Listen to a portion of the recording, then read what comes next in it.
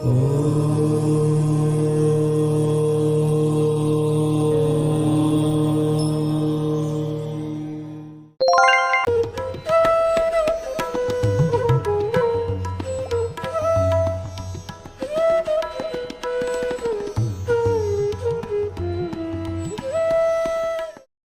मैं मूल विषय के ऊपर में आऊँ और ये विषय है संस्कृत, संस्कृत का भविष्य, संस्कृत क्यों, संस्कृत ही क्यों आदि कई सारे प्रश्न हैं। प्राचार्य महोदय ने यह भी कहने की एक बड़ी अच्छी बात हमारे सामने प्रस्तुत की कि एक समय था, एक क्षण था, या अभी भी कई लोग संस्कृत का एसोसिएशन एक खास कम्युनिटी से मान लेते हैं। ठीक है, हम इन सारी बातों की भी चर्चा करेंगे, लेकिन उससे पहले हम ये जानें कि संस्कृत है क्या और हम किस संस्कृत के विषय में यहाँ पर चर्चा के लिए उपस्थित हुए हैं। सामान्य रूप से तो संस्कृत एक भाषा है, एक ऐसी भाषा जरूर जिसकी उत्पत्ति में, जिसके उद्भव में हम कह सकते हैं कि जो ह्यूमन जीनियस होता है, जो हमारा जो एक मानवीय बुद्धि का जो सर्वोत्तम क्षण होगा, उस क्षण में इस भाषा की उत्पत्ति हुई होगी। एक बात और हम जानकर चलें, हमारे मन में ये बातें कही जाती है कि संस्कृत आदि भाषा है। मैं ये बात नहीं कहूँगा, क्योंकि व्यक्तिगत मैं नहीं मानता कि संस्कृत ही आदि भाषा रही होगी, क्योंकि जब भी कभी किसी भी भाषा का विकास होता है तो उस भाषा के साथ अन्य भाषाएं भी चलती है, और अगर अन्य भाषाएं नहीं रहेगी तो एक प्रमुख भाषा का विकास हो ही नहीं सकता। इसीलिए आपको इंग्लिश के भी कई रूप दिखेंगे, हिंदी के कई रूप दिखते हैं, और संस्कृत के भी रूप हैं, और उन्हीं रूपों में संस्कृत के दो रूप हैं, एक वैदिक संस्कृत और एक लौकिक संस्कृत। तो प्रश्न यह उठता है कि हम किस संस्कृत को सबसे पहली भाषा माने, क्योंकि जब चर्चा होती है तो क्लासिकल संस्कृत, जिसे लौकिक संस्कृत कहते हैं, आजकल के संस्कृत, उनको आदि भाषा कह दिया जाता है। और जब हम वैदिक संस्कृत में जाते हैं तो वैदिक संस्कृत का जब अन्वेषण करते हैं, उनके साहित्य को पढ़ते हैं, तो ऐसा लगता है कि अलग अलग क्षेत्रों में जो बोली जाने वाली भाषा थी, उन्हीं भाषाओं का जो समन्वय है वो वैदिक भाषा है।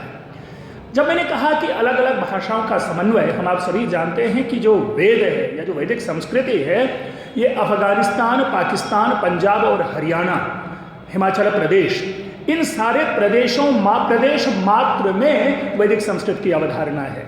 दूसरे शब्दों में अगर हम यूँ कहें कि यूपी हो या बिहार हो या उत्तराखंड हो या झारखंड हो या अन्य कोई भी राज्य हो, तो उनमें वैदिक कालीन संस्कृत नहीं के बराबर है। जैसे जैसे हमारी सभ्यता आगे बढ़ती गई, यह भाषा भी आगे चलती गई, और लगभग हम कहते हैं कि 8वीं 9वीं शताब्दी के आसपास में आधुनिक संस्कृत, 8वीं 9वीं शताब्दी ईस्वी पूर्व, यानी आज से लगभग 3-4 वर्ष पूर्व, हम इस संस्कृत को पाते हैं जो संस्कृत आज हमारे बीच में है।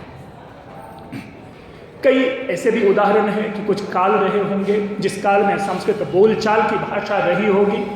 यहाँ तक कि 13वीं 14वीं शताब्दी में वियतनाम नाम सुना होगा, जिसका प्राचीन नाम चंपा था, और हाल ही में हमारे प्रधानमंत्री नरेंद्र मोदी जी की यात्रा जहाँ की हुई थी, उस वियतनाम तक में 14वीं शताब्दी तक संस्कृत की सत्ता देखी गई है। लोग वहाँ पर कार्यालयीय भाषा के रूप में इसका प्रयोग करते थे। लेकिन हम आप सभी जानते हैं कि किसी भी भाषा का प्रचार प्रसार तभी संभव है जबकि उसे राजनीतिक और प्रशासनिक संरक्षण हो। 1198 में मोहम्मद गोरी के आक्रमण के बाद, 1192 में मोहम्मद गोरी के आक्रमण के बाद जब भारत में विदेशी सत्ता का प्रारंभ होता है, तो धीरे धीरे उनका जो स्वार्थ है वो बढ़ता है, और दूसरी भाषाओं को प्रश्रय मिलता है, और उर्दू जैसी भाषाओं का उदय होता है। हम आप जब भी कभी किसी बात को लें, एक चीज़ हमेशा ध्यान में लेके चलें कि भाषा कोई भी बुरी नहीं होती, सारी भाषा अच्छी होती है। मैं यह भी नहीं कहूँगा कि संस्कृत ही सबसे अच्छी भाषा है। क्यों? क्योंकि क्या अंग्रेजी कभी सिखाती है कि झूठ बोलो, चोरी करो? उर्दू कभी सिखाती है? हिंदी कभी सिखाती है या जर्मन कभी सिखाती है। जो भी भाषा है उन भाषाओं की अच्छाइयाँ या बुराइयाँ उन्हीं भाषाओं में होती है। संस्कृत में भी गाली है, संस्कृत में भी बुरे व्यवहार हैं। महाभारत तो संस्कृत में ही लिखा गया, जहाँ पर कि सारे बुरे कर्मों का समुच्चय ही महाभारत है।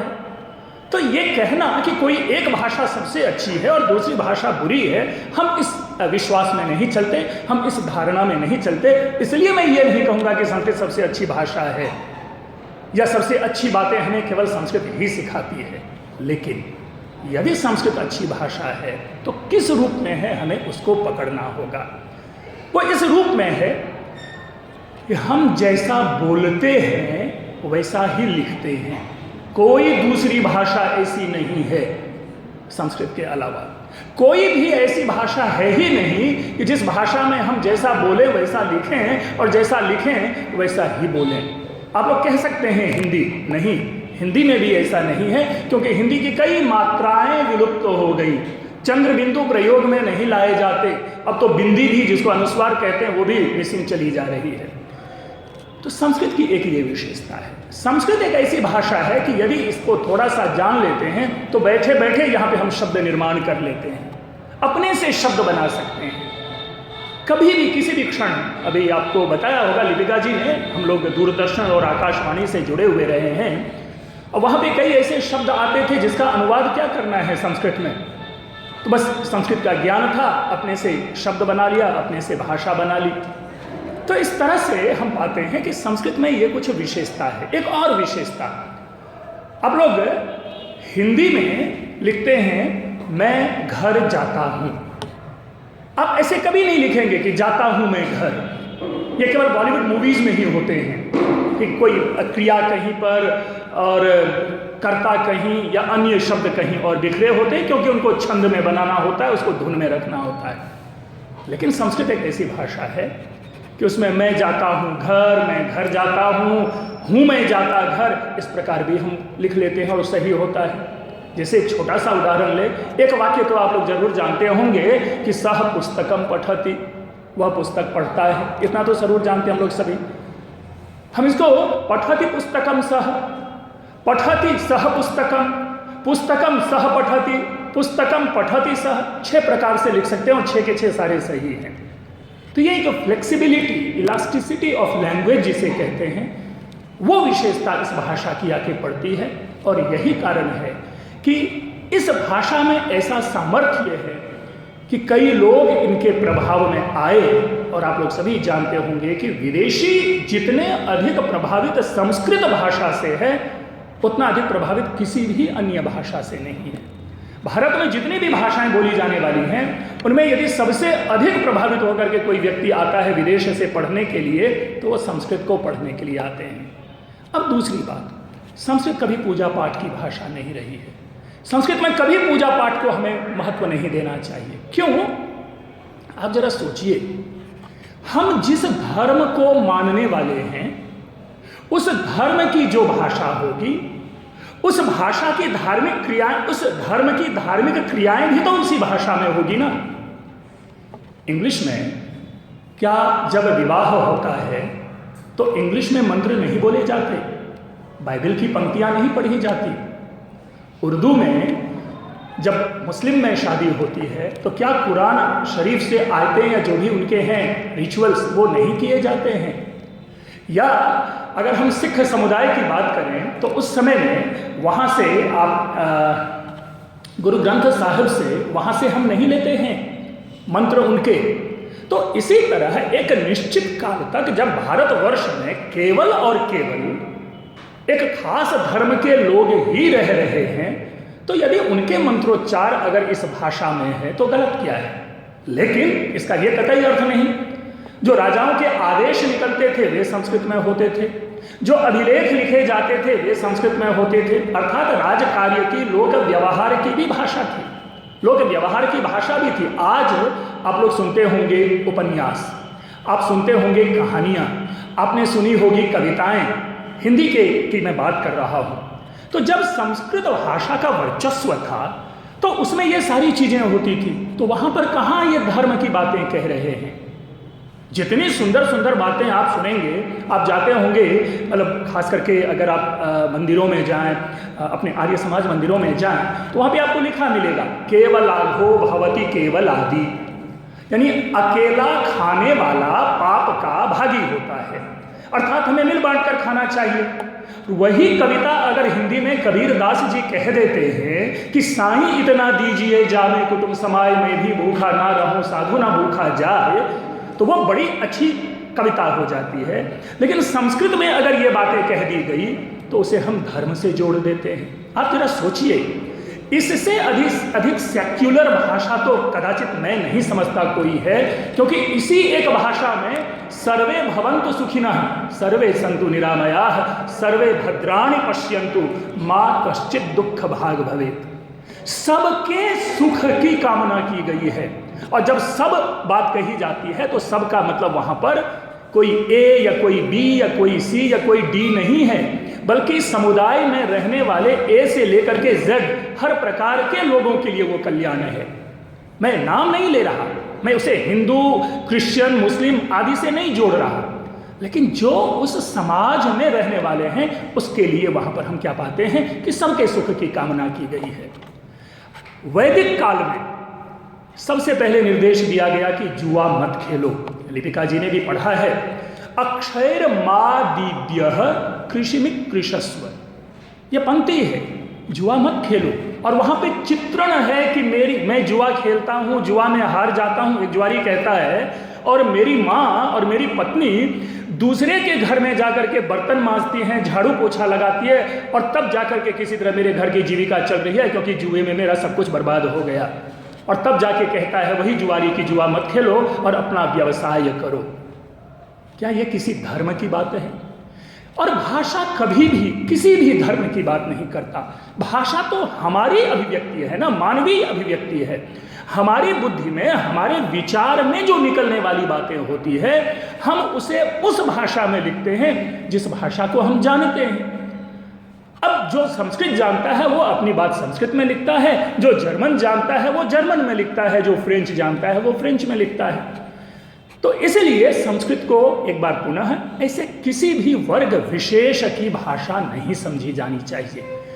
तीसरी सबसे बड़ी बात, आज के युग में संस्कृत पढ़कर होगा क्या? मैं तो सबसे पहले ये बता दूं कि आज संस्कृत की पढ़ाई संस्कृत मीडियम में नहीं होती। ऐसा ही है ना, हम अपने मीडियम में, मराठी लोग मराठी मीडियम में संस्कृत पढ़ते हैं, हिंदी मीडियम में संस्कृत की पढ़ाई होती है, हमारे कॉलेज में इंग्लिश मीडियम में भी संस्कृत की पढ़ाई होती है, हम लोग संस्कृत मीडियम में भी संस्कृत पढ़ा लेते हैं। लेकिन जहां जिस देश प्रदेश में कोई व्यक्ति रह रहा है, उनको जो अपनी भाषा है, तमिल वाले तमिल मीडियम में संस्कृत पढ़ते हैं, तेलुगु वाले तेलुगु मीडियम में संस्कृत पढ़ते हैं। अब आती है कि भाई जब संस्कृत को हम दूसरी भाषा के माध्यम से पढ़ते हैं तो फिर संस्कृत क्यों पढ़ें, हम दूसरी ही भाषा क्यों ना पढ़ें? तब एक बात और निकल कर आती है, आपने जरूर जाना होगा कि संस्कृत को ज्ञान का कोश कहा जाता है।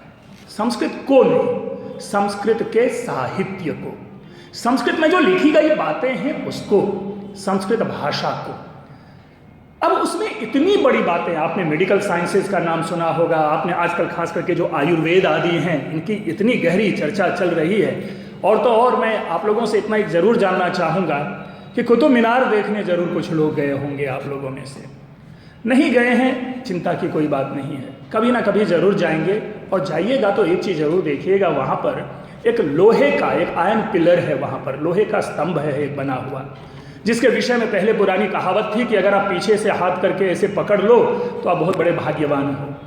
और वो आखिरी पकड़ने वाला बोरिस येल्सिन था, रशिया का। उसके बाद उसकी फेंसिंग कर दी गई है क्योंकि इरोजन हो रहा था उसकी। अब वो उस साइंस को पकड़िए, वो आज से आपको 1600 वर्ष पहले का वो आयरन पिलर है, विदाउट एनी कवर, इसी सूर्य की रोशनी में, धूल में, आंधी में, तूफान में, बारिश में, बर्फ में उसी तरह खड़ा है। आज तक उस पर जंग नहीं आया। क्या ऐसी इंजीनियरिंग है आज हमारे यहाँ? है, होगी जरूर, क्योंकि विज्ञान तो प्रगति करती है। मैं ये नहीं कहता कि आज नहीं है, लेकिन मैं ये जरूर कहूंगा कि अगर वो विज्ञान आज से 1600 वर्ष पहले है तो वो विज्ञान हमें कहाँ लिखा हुआ मिलेगा? वो तो संस्कृत साहित्य में लिखा हुआ मिलेगा। आप लोगों ने सबने नाम सुना होगा चरक संहिता, चरक और सुश्रुत का। The very first surgery performer, सबसे पहला ऑपरेशन करने वाला व्यक्ति सुश्रुत है। आप ये समझिए कि अगर हमारे यहाँ इतने प्राचीन काल में शारीरिक इलाज, जहाँ पर कि सर्जरी हो रही है, ऑपरेट करके इलाज को ठीक किया जा रहा है, तो वह किस भाषा में लिखी होगी बातें? वो तो संस्कृत में ही लिखी होगी ना। तो हमें उन ज्ञानों को प्राप्त करने के लिए जरूर संस्कृत पढ़ना चाहिए। मैं एक चीज और जो कर कहता हूं कि जब तक भारतीय इतिहास रहेगा, जब तक भारतीय दर्शन होगा और जब तक भारतीय राजनीति की चर्चा चलती रहेगी, तब तक संस्कृत की अनिवार्यता, संस्कृत की आवश्यकता जरूर ही महसूस की जाएगी। आपने कौटिल्य अर्थशास्त्र का नाम सुना होगा। अर्थशास्त्र, कौटिल्य, चाणक्य। बताएं, चाणक्य की इतनी सुंदर बातें, उनको जानने के लिए हम संस्कृत को तो पढ़ेंगे ही, पढ़ना ही पड़ेगा, तभी उसकी जाकर के हमें सच्चाई मालूम होती है। वस्तुतः बात क्या होती है कि जिस भाषा को हम नहीं जानते वो भाषा हमारे लिए कठिन बन जाती है, और यही कारण है कि हम उस भाषा को नहीं सीख पाते। सामान्य रूप से ले लें इंग्लिश ही, ठीक है, हमारी बचपन से हमारा जो पारिवारिक आबो हवा है, जो हमारा वातावरण है, हमारे माता पिता हैं, वो लोग पुरानी शिक्षा पद्धति के पढ़े हुए हैं, इसलिए हमारे समाज में, हमारे परिवार में ज़रूरी नहीं है कि अन्य कोई भाषा आए। और जब हम इंग्लिश सीखने जाते हैं तो हमें कठिनाई होती है, लेकिन हम ही लोग तो इंग्लिश फिर सीख करके एक अच्छे इंग्लिश के जानकार बन जाते हैं। तो इसी प्रकार भाषा भी सीखी जा सकती है और उस भाषा को सीख करके हम उसके जानकार बन जाते हैं। अब आती है कि हमने भाषा सीख ली, फायदा क्या है? क्या वही विवाह काम करवाना, या श्राद्ध करवाना, या पूजा, भगवान की पूजा करवाना, या मंदिर में आरती उतरवाना? नहीं। आपने देखा होगा कि मंदिर में भी आरती हिंदी गाने से ही उतारी जा रही है, संस्कृत धीरे धीरे पीछे जा रही है। आस्था के लिए, श्रद्धा के लिए, भगवान में विश्वास के लिए कोई भाषा नहीं होती। भाषा तो हमारे मन की होती है, जिससे कि हम ईश्वर से अपने संबंध को जोड़ते हैं, इसलिए वहां पर भी संस्कृत भाषा नहीं है। लेकिन आज के युग में जिस प्रकार हम उपग्रह छोड़ते जा रहे हैं, उस चांद पर हम जाने की परिकल्पना आज हम कर रहे हैं और अन्य लोग चले गए, उन विषयों की जब हम का अन्वेषण करते हैं तो उस अन्वेषण के क्षण में हमें अपने प्राचीन ज्ञान को जरूर स्मरण करना होता है, जरूर जानना होता है। आपने ये भी सुना होगा कि कंप्यूटर पे सबसे सफल भाषा किसे माना गया?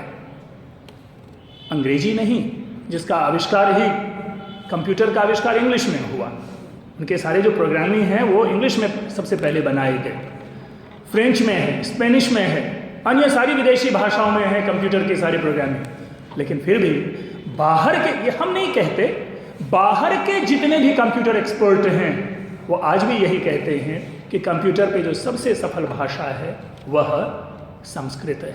और इस एक कारण से आप पाएंगे कि केवल और केवल अमेरिका में भारत के जो संस्कृत के छात्र हैं, जेएनयू से जो पढ़े हुए छात्र हैं, दिल्ली विश्वविद्यालय से जो पढ़े हुए छात्र हैं, उनको डायरेक्ट वहाँ पर उनको बुलाया जाता है, ताकि एक रिसर्च विंग है जो उन भाषाओं के माध्यम से उन चीज़ों को डिसिफर करने का प्रयास करता है। जिस कार्य को करने में, पता नहीं है, आप लोग मैनेजमेंट जरूर जानते होंगे कि लोग मैनेजमेंट की पढ़ाई करते हैं, IIMS जाते हैं, उनके लिए बड़े बड़े मैथमेटिक्स, बड़ी बड़ी मोटी मोटी किताबें बनाई जाती है, लंबे लंबे सम्स बनाए जाते हैं। लेकिन वैदिक गणित के 16 सूत्रों को पढ़ लेने के बाद हमारी जो काम करने का जो समय है वो समय संक्षिप्त हो जाता है। हम इतना फास्ट कैलकुलेशन करना शुरू हो जाते हैं केवल 16 सूत्र वैदिक मैथमेटिक्स के। और मित्रों, मैं संस्कृत का हूँ, इसलिए हो सकता है कि संस्कृत के प्रचार के लिए मैं ऐसी बात कह रहा हूँ, ऐसा नहीं है। उन वैदिक सूत्रों की, सारे सूत्रों की व्याख्या विदेशियों के द्वारा की जा रही है और एक एक किताब की कीमत 600, 700 रुपये आती है। ये हमारा नहीं है किया हुआ, ये विदेशी कर रहे हैं। और जिस कार्य को हम, आप वैसे भी अगर किसी कार्य की प्रशंसा कोई विदेशी कह दे तो वो हमारे लिए प्रमाण बन जाता है। तो ऐसी स्थिति में क्यों ना संस्कृत भाषा के ज्ञान के, संस्कृत भाषा के साहित्य को हम अपने लिए, ऐसे साहित्य को, ऐसे ज्ञान को जिस ज्ञान के ऊपर में टिप्पणी की है विदेशियों ने, हम उसे क्यों ना महत्वपूर्ण माने। अब आते हैं भारतीय परिदृश्य की बात करें। भारत में सबसे प्रतिष्ठित जीविका मानी जाती है आईएएस की। जानते होंगे आईएएस, आईपीएस, हमारे जो भी कोई अच्छे स्टूडेंट होते हैं वे अपना सब चीज़ छोड़ करके एकमात्र तैयारी करते हैं कि मैं किसी तरह आईएएस बन जाऊं, मैं किसी तरह आईपीएस बन जाऊं। और मैं आप लोगों को भी कहूँगा कि अगर बौद्धिक दृष्टि से आप लोग साउंड हैं तो इस एक चीज़ के लिए ज़रूर प्रयास करें। पिछले साल 5th रैंक संस्कृत के स्टूडेंट का था, शेखर त्रिपाठी। इस साल मेरे पढ़ाए हुए 2 स्टूडेंट, आदित्य और अश्विनी, इंजीनियरिंग का स्टूडेंट है। आईआईटी के स्टूडेंट पूरे 4 साल की पढ़ाई करने के बाद संस्कृत विषय ऑप्शनल लेता है, वैकल्पिक विषय के रूप में लेता है और संस्कृत की पढ़ाई करके वो आईएएस बनने का स्वप्न देखता है।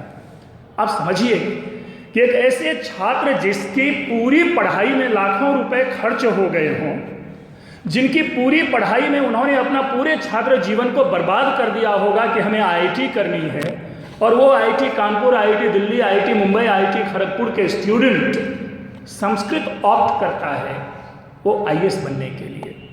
ये मैं नहीं कहता, मैं संस्कृत का हूँ। आप कहेंगे कि नहीं ये संस्कृत के हैं इसीलिए बोल रहे हैं, ये आपके सामने प्रमाण है। मैं आईएएस के स्टूडेंट्स को पढ़ाता हूँ और अभी 2 दिन पहले रिजल्ट आया है। उस रिजल्ट में मेरे पढ़ाए हुए संस्कृत के 2 छात्रों का सिलेक्शन हुआ है और प्रतिवर्ष ऐसे होते हैं। क्यों ऐसे लेते हैं भाई? लोग कहते हैं कि मैथमेटिक्स से सबसे ज़्यादा स्कोरिंग है, तो आईआईटीएन जो इंजीनियरिंग के छात्र होंगे तो वो तो मैथमेटिक्स में अच्छे होंगे ही, फिर क्यों संस्कृत लेते हैं? जरूर कहीं ना कहीं संस्कृत में कुछ ऐसा है जिसके कारण वो संस्कृत ऑप्ट करते हैं और आईएएस की परीक्षा करते हैं। आपके स्वयं के इसमें जो पीसीएस है, जो जितने भी स्टेट पीसीएस हैं, उसमें भी आप पाएंगे संस्कृत के बच्चे लेकर के काफ़ी अच्छा करते हैं। हमारे जीवन का प्रमुख लक्ष्य होता है अच्छी जीविका लेना। मैं जीविका की बात करता हूं तो इसका मतलब है जॉब, नौकरी। हमें अच्छी नौकरी मिले, हमें प्रतिष्ठित नौकरी मिले, हमें ऐसी नौकरी मिले जिससे कि परिवार में हमें प्रतिष्ठा मिले, क्योंकि नौकरी मिलेगी तो पैसे मिलेंगे, और पैसे हैं, नौकरी है तो प्रतिष्ठा मिलेगी।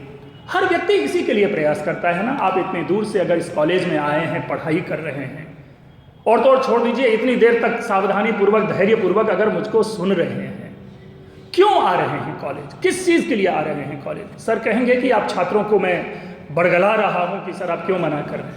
अगर आप लोग कॉलेज आ रहे हैं तो कोई ना कोई कारण तो होगा कि ग्रेजुएशन करेंगे, अच्छे नंबर आएंगे, पढ़ाई करके अच्छी नौकरी लेंगे, हम भी प्रोफेसर बने, हम भी टीचर बने, हम भी आईएएस बने, हम भी आईपीएस बने।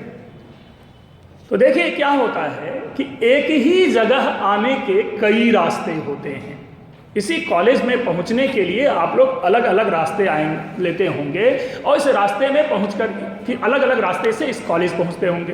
तो कॉलेज हमारा लक्ष्य हुआ, लेकिन उन्हीं रास्तों में जो शॉर्टेस्ट डिस्टेंस लेते होंगे कि हम जल्दी से पहुंचे। हम समझते हैं आपकी जीविका के लिए संस्कृत एक ऐसा विषय है जो शॉर्टकट रास्ता हमें बताता है, अर्थात इस विषय को लेकर के हम अपने लक्ष्य की प्राप्ति में, अच्छी जीविका की प्राप्ति में हम इसका उपयोग कर सकते हैं। तो इस दृष्टि से भी जो संस्कृत है, मैं देखिए संस्कृत को मैं कोई रामायण, महाभारत या कालिदास या व्यास के माध्यम से नहीं देखता।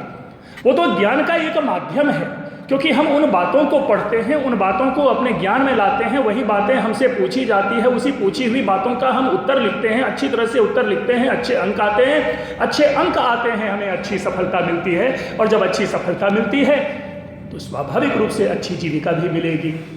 तो इस रूप में संस्कृत हमारे लिए एक सीधा मार्गदर्शन है। बीएड आप पाएंगे कि पूरे भारतवर्ष में किसी भी अन्य विषय का अलग इंस्टीट्यूशन बीएड का नहीं है। सर आप भी जरा इस चीज़ को ध्यान में दें कि जहाँ भी कहीं बीएड की पढ़ाई होती है वहाँ पे इंग्लिश वाले भी बीएड करते हैं, वहाँ पर ज्योग्राफी वाले भी करेंगे, फिजिक्स वाले भी करेंगे और अन्य विषयों के भी कहेंगे, लेकिन केवल और केवल संस्कृत विषय के लिए भारतवर्ष में कई सारे बीएड की संस्था है जहां पर केवल संस्कृत के छात्र बीएड करते हैं, और ये पूरे भारतवर्ष की बात मैं करता हूं। इसका ये मतलब है कि आपके लिए रोजगार के बहुत व्यापक अवसर बनाए जाते हैं। मैं उदाहरण दूं, हमारे यहाँ दिल्ली विश्वविद्यालय में CIE है, जो बहुत ही बढ़िया इंडिया का बेस्ट बीएड इंस्टीट्यूशन है। और CIE आप लोगों ने नाम नहीं भी सुना होगा तो मैं यहाँ से दिखा देता हूँ। एक मूवी आई थी सरफरोश, आमिर खान और सोनाली बेंद्रे, तो उसमें जो गाना की शूटिंग रिक्शा पे है वो CIE सेंटर में है। इंडिया का बेस्ट इंस्टीट्यूशन है बीएड का। वहाँ पर अगर हमें हो जाता है तो वहाँ पर सिलेक्शन होने का मतलब ये होता है कि हमारी नौकरी जो है वो पक्की हो गई, यानी बस 2 साल के बाद तो हम टीचर बन ही जाएंगे। वहाँ पर भी आपके लिए संस्कृत की रिजर्व सीट्स होती हैं। और ऐसे कई इंस्टीट्यूशन है जहाँ पर कि 500-500 700 बच्चे एनरोल्ड होते हैं केवल और केवल संस्कृत में बीएड करने के लिए। तो ये एक इतना सुंदर प्लेटफॉर्म होता है हमारे लिए, जिसमें हम अपने बच्चों को भी कहते हैं जाओ। और फिर जब आप शिक्षक टीचर बनते हैं तो स्वाभाविक है आपके ऊपर आत्मविश्वास आता है, आप में आत्मविश्वास आता है, अच्छी जीविका मानी जाती है, प्रतिष्ठित जीविका मानी जाती है। आज भी कम से कम गुरुओं के प्रति, टीचर के प्रति लोगों का सम्मान जरूर रहता है, तो वो एक सम्मान हम वहाँ से प्राप्त करते हैं। इस सब के अतिरिक्त जीवन का कोई भी ऐसा क्षेत्र नहीं है जिसमें संस्कृत का विरोध है। आप बैंकिंग में जाएं, आप मिलिट्री में जाएं, आप दूरदर्शन पे आए, आप ऑल इंडिया रेडियो में आए, कहीं भी कोई भी ऐसा क्षेत्र नहीं है केवल मेडिकल और इंजीनियरिंग को छोड़ करके। क्यों मेडिकल इंजीनियरिंग को छोड़ करके? क्योंकि वो 12वीं की पढ़ाई के बाद आप उसकी परीक्षा देते हैं। मेडिकल और इंजीनियरिंग की परीक्षा 12th के बाद हम लेते हैं, और 12th तक हम विषय का निर्धारण नहीं करते, साइंस वाले लेते हैं उनको। लेकिन ग्रेजुएशन के बाद अन्य किसी भी जॉब के लिए जाएंगे तो उस जॉब में जो न्यूनतम अर्हता है, जो एलिजिबिलिटी है, वो एलिजिबिलिटी किस चीज़ की होती है? ग्रेजुएशन की डिग्री। मित्रों, आपको ध्यान देकर ये बात समझनी होगी कि किसी भी, अगर आप बैंकिंग में जाते हैं तो बैंकिंग में वो संस्कृत वाले या बैंकिंग में इकोनॉमिक्स वाले को नहीं चुनते हैं, जो उस परीक्षा को पास करते हैं उसको वो चुनते हैं। उसमें यह नहीं लिखा रहता कि भाई इसने इकोनॉमिक्स से किया है या इसने संस्कृत से किया है, इसने फिजिक्स से किया है या इसने संस्कृत से किया है, क्योंकि उन सारी जीविकाओं में संस्कृत के छात्र भी बैठते हैं। आप लोगों ने एक नया सुना होगा, आजकल टर्म शुरू हुआ है, कैंपस प्लेसमेंट। कैंपस प्लेसमेंट क्या है कि आप जिस किसी भी संस्था में पढ़ते हैं, उसी संस्था में बड़े बड़े फर्म जो होते हैं नौकरी वाले, आपके गुड़गांव में जो ये दिखने वाले बड़ी बड़ी जो इमारतें हैं, बिजनेस हब, जिसको हब है ये, यहाँ के लोग जाते हैं कॉलेज में और वहाँ से अच्छे बच्चों को चुन करके अपने यहाँ नौकरी दे देते हैं। हमारे संस्कृत के स्टूडेंट को 7.5 लाख रुपए का पैकेज दिया गया और उनका प्लेसमेंट हुआ। यानी संस्कृत पढ़ करके भी हम पैकेज लेते हैं, हमारा कैंपस प्लेसमेंट होता है।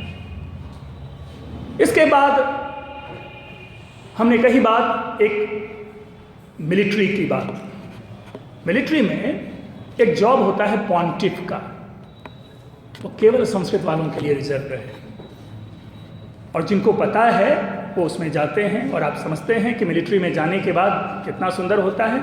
लेकिन ये पॉन्टिफ के जो जॉब वाले होंगे वो ऐसा नहीं कि वो कश्मीर बॉर्डर पे जाकर के लड़ाई करते हैं, इनका कार्य अलग होता है, लेकिन ये संस्कृत वाले के लिए है। इसी तरह जितने भी बड़े बड़े कमर्शियल इंस्टीट्यूशंस हैं या बैंकिंग इंस्टीट्यूशंस हैं, उन सब में एक और जॉब है, वो है हिंदी ऑफिसर का। और हिंदी ऑफिसर की जो नियुक्ति है वो प्रोबेशनरी ऑफिसर से, जिसको बैंक पीओ कहते हैं, उनसे बेहतर है। संस्कृत को पढ़ने के बाद वो हिंदी ऑफिसर की जो जीविका है, का जो जॉब है, वो हमारे लिए आसान होता है, हमारे लिए इजी होता है। तो ये ऐसे कई सारे एवेन्यूज हैं, ऐसे कई सारे अवसर हैं, ऐसे कई सारे क्षेत्र हैं जहाँ पर कि संस्कृत हमें पुश करता है। लेकिन इसका ये मतलब नहीं कि हमने संस्कृत रख लिया तो हमें नौकरी मिल जाती है। मित्रों, नौकरी तो किसी भी सब्जेक्ट के होंगे। अगर आपने इकोनॉमिक्स ही रख लिया है, अगर आपने कॉमर्स ही रख लिया है, या अगर आपने कोई अन्य भाषा ही रख लिया है, अगर आप पढ़ने में अच्छे नहीं हैं, आप में वो प्रतिभा नहीं है उस चीज़ को पकड़ने की, तो इकोनॉमिक्स भी आपको, कॉमर्स भी आपको जॉब नहीं दिलाती है। वहाँ पर भी आपकी अपनी बुद्धि ही काम आएगी। तो इसीलिए संस्कृत विषय लें या इकोनॉमिक्स विषय लें, वहाँ पर महत्व जो है वह छात्र का है। संस्कृत सरल है, सहज है। इसलिए बड़ी अच्छी पंक्ति संस्कृत के विषय में आप लोगों ने सुनी होगी, मैम ने भी सुनाई होगी कि सरस सुबोधा विश्व मनोज्ञा ललिता हृदया रमणीया अमृतवाणी संस्कृत भाषा नैव क्लिष्टा न च कठिना। संस्कृत भाषा कठिन नहीं है, संस्कृत भाषा क्लिष्ट नहीं है। भाषा वही कठिन, वही क्लिष्ट होती है जिसका प्रयोग विद्वान अपने साहित्य लिखने में करते हैं। शेक्सपियर का इंग्लिश आप लोग पढ़ेंगे और हम अपने इंग्लिश को देखते हैं, समझ ही नहीं आती कि शेक्सपियर क्या लिखता था और हम क्या लिख रहे हैं। आप अगर हिंदी में जयशंकर प्रसाद की हिंदी पढ़ेंगी तो उनके लिए भी समझने के लिए डिक्शनरी और आपको गाइड चाहिए। क्यों? क्योंकि वो प्रबुद्धों की भाषा है। साहित्य में जब भाषा लिखी जाती है तो भाषा ऑटोमेटिकली कठिन हो जाती है। लेकिन भाषा सरल कौन होती है? जो बोलचाल की भाषा है। और बोलचाल की भाषा में यह संस्कृत भी कठिन है। दुख ये है कि आज यह भाषा बोली नहीं जाती। हाँ, 2 4 5 7 हम लोग जब मिल लेते हैं तो आपस में संस्कृत में बात कर लेते हैं, अनाउंस करना हो संस्कृत में कर लेते हैं, न्यूज़ रीडिंग करनी हो संस्कृत में कर लेते हैं। लेकिन साहित्य के कारण ये भाषा कठिन हुई, और वो कठिन इसलिए हुई कि इसमें प्रयोग प्रारंभ हुए, एक्सपेरिमेंट। मैं 2 4 कुछ श्लोक सुनाता हूँ, अब उनको जरा सुनेंगे तब पता चलेगा कि ये देखिए संस्कृत कितनी कठिन संस्कृत है। एक श्लोक है, ननो नन्नो नुन्नो नो नाना नाना नना ननो नुन्नो नुन्नो ननुन्नो नाने ना नुन्न नुन्नु। हमें भी आज तक इसका मतलब नहीं समझ में आया। क्यों? क्योंकि ये मनोरंजन के लिए इस तरह की भाषाएं बनाई जाती है। मित्रों, आप लोग खेलते होंगे 3 अक्षर का मेरा नाम उल्टा सीधा एक समान, फटाक से उत्तर दे देते होंगे जहाज डालडा। फिर उसमें हम जोड़ देते हैं 3 अक्षर का मेरा नाम उल्टा सीधा एक समान लेकिन किसी शहर का नाम, उत्तर बन जाता है कटक। फिर आगे बढ़ते हैं, कहते हैं 5 अक्षर का मेरा नाम उल्टा सीधा एक समान, कह देते हैं उत्तर में नवजीवन। उसी में एक और कठिनाई डाल दी जाती है कि 5 अक्षर का मेरा नाम उल्टा सीधा एक समान लेकिन किसी भाषा का नाम, उत्तर आता है मलयालम। लेकिन संस्कृत में कई सारे ऐसे श्लोक हैं जिन श्लोक को आप उल्टा पढ़ेंगे तो भी उसी तरह होगा, सीधा पढ़ेंगे तो भी उसी तरह होगा।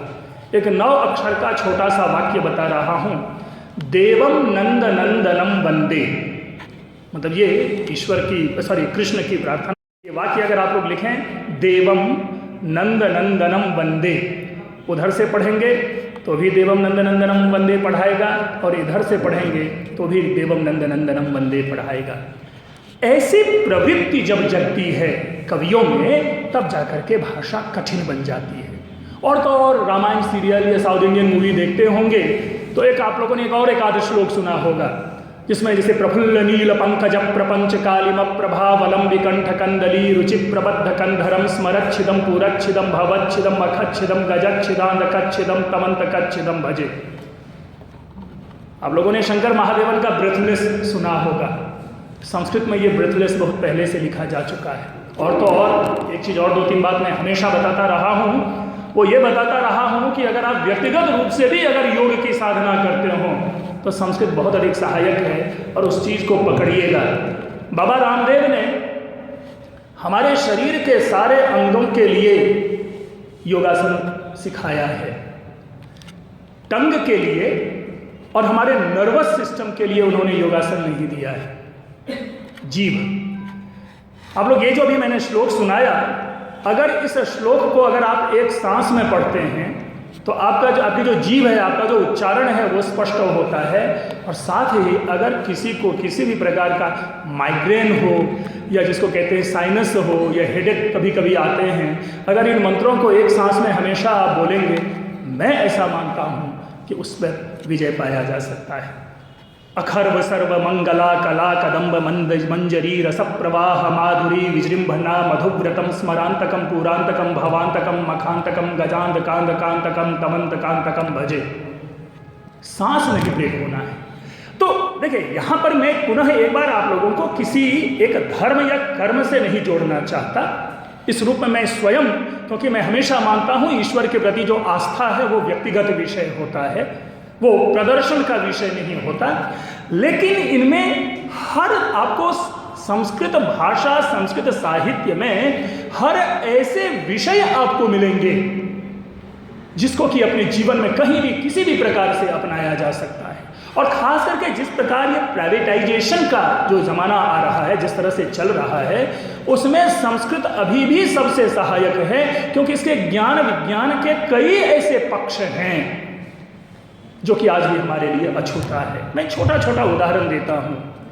ग्रेजुएशन लेवल पे एक किताब चलती है शुकनासोपदेश, जिसमें बड़े ही सुंदर सुंदर बातें कही गई है।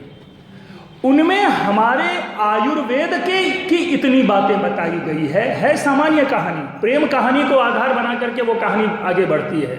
लेकिन अब उसमें कहा जाता है कि हमारे जो कुछ दोष होते हैं, उसमें एक शब्द है अशिशिरोपचारहार्य। अब शिशिरोपचारहार, जरा समझिए इस शब्द को। हम आप लोग सभी, फीवर हमें होता है, बीमार पड़ते हैं, बुखार होता है, देह तपता है, हाई टेम्परेचर हो जाता है। ऐसे में इमीडिएट उपाय क्या करते हैं? अपने हैंकी को या किसी कपड़े को भिगो करके माथे पर पट्टी लगाते हैं। ये सहज और सामान्य नियम है। ये अलग चीज़ है कि हमारी दुनिया अब हमसे छीनती जा रही है और हम इमीडिएटली क्रॉसिन और किसी और चीज़ की शरण में दौड़ते हैं, डॉक्टरों के पास भागते हैं। लेकिन प्राचीन कालीन ऐसी कई प्रणालियाँ हैं कि उस समय में भी यही कहा जा रहा है कि शिशिर उपचार करो, अर्थात कपड़े को भिंगा करके माथे पर पट्टी बांधो। हमें आंखों की शीतलता के लिए वहाँ पर उपाय है, रतौंधियों को दूर करने के उपाय हैं। वस्तुतः क्या, अभी भी सर से जब बात हो रही थी, जो ऑर्गेनिक चर्चा जब आप सर कर रहे थे, वस्तुतः हमारे वो पुराने प्राचीन जो ज्ञान है वो फिर से वापस आ रहे हैं। क्या रीजन है कि विज्ञान की अन्य सारी विधाएं तो फेल होती जा रही है, लेकिन आयुर्वेद आज भी हमारे साथ चल रहा है। हम आज भी आयुर्वेद, हम आज भी औषधियों पे विश्वास करते हैं। विश्वास ही नहीं करते हैं क्योंकि उनका हमें इमीडिएट परिणाम मिलता है। क्या सामान्य खांसी कफ होता है तो उसके लिए हम मुलेठी आदि की शरण में नहीं जाते? तो ये ज्ञान लेकिन हमें मिलता कहाँ से? आयुर्वेद की समस्त विद्या, आयुर्वेद के समस्त ज्ञान हम इसी संस्कृत साहित्य में प्राप्त करते हैं। मुझे संस्कृत की चर्चा बहुत अधिक विशेषता नहीं बताने की क्या क्या है, लेकिन एक चीज़ मैं जरूर कहूँगा, संस्कृत एक सहज, सरल और बड़ा ही एक कह सकते हैं ऐसा उपाय है जिसके माध्यम से हम लक्ष्य को प्राप्त कर सकते हैं सरलता से। लेकिन इसका ये मतलब नहीं, हाँ, उसमें भी आपको एक अच्छा गाइड जरूर चाहिए जो विषय को आपको अच्छी तरह से पढ़ा सके